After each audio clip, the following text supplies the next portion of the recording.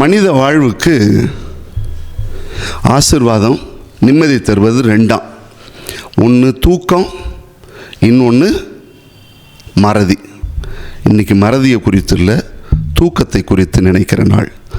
இன்று gospel healing ministry வழியாக இன்றைய தின தகவலாக உங்களோடு பகிர்ந்து கொள்வது இதுதான். ஜனவரி மாதம் 3ஆம் தேதி உலக தூக்க நாள், வேர்ல்டு ஸ்லீப் டே. இது அதிகாரப்பூர்வமாக அறிவிக்கப்பட்ட நாளாக இல்லை, ஆனாலும் கொண்டாடி கொண்டிருக்கிற ஒரு நாளாக இருக்கிறது. நம்ம ஊர்லலாம் சொல்லுவோம் கும்பகர்ணன்னு. படுத்தான எழுந்திருக்க மாட்டான், எப்போ தூங்குவாங்கன்னு தெரியாது. அது மாதிரி இது தூக்க நாள்.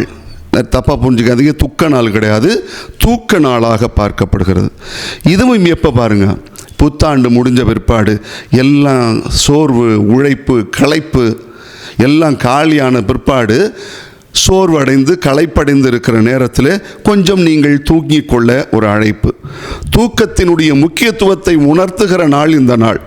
கொஞ்சமாவது புரிஞ்சுக்கணும். நல்ல தூக்கத்தை, மன அழுத்தத்திலிருந்து விடுதலை பெறுவதற்கான ஒரு நாள் என்று சொல்வார்களா. முக்கியமாக என்ன தெரியுமா, 2 விஷயங்கள். உடல் அளவிலும் மன அளவிலும் நாம் மேம்பட வேண்டுமென்றால் தூக்கம் முக்கியம்.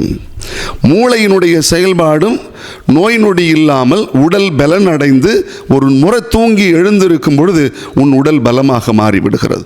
ரொம்ப டயர்டாக போய் படுக்கிற, அடுத்த நாள் காலையில் எழுந்திருக்கும் போது நல்ல தெம்பாக தானே எழுந்திருக்கிற அப்படின்னா உனக்கு அங்கு கிடைத்த உடலுக்கு தேவையான சக்தி எங்கே கிடைச்சது? உன் தூக்கத்தில் கிடைச்சது. அதனால் உணர்ச்சிகள் சமநிலைப்படுகிறது எங்கன்னா தூக்கத்தில் தான். அதனால் எப்பொழுதுமே தூங்குங்க, நல்லா தூங்குங்க. அதான் நமக்கெல்லாம் சொல்லுவாங்க இல்லையா, பசி வந்தால் சாப்பிடு, தூக்கம் வந்தால் தூங்கு. சின்ன குழந்தைங்க விடாமல் செய்கிறது இதுதான். பசிச்சதுன்னா உங்களை நச்சரித்து சாப்பிட்றோம். தூக்கம் வந்துன்னா எங்கே தூங்கிட்டு இருக்கோம்னா நமக்கே தெரியாது, அது விட்டியே தூங்கும். அதான் பசி வந்தால் சாப்பிடு, தூக்கம் வந்தால் தூங்கு. தூக்க நாளில் இதையாவது நாம் கற்றுவோமே. ஏன்னா குழந்தைங்க 10லேருந்து 12 மணி நேரமாவது தூங்கும். இளையவர்கள் 8 மணிலேருந்து 10 மணி நேரமாவது தூங்கணும். பெரியவங்க 7லேருந்து 9 மணி நேரமாவது தூங்கணும்.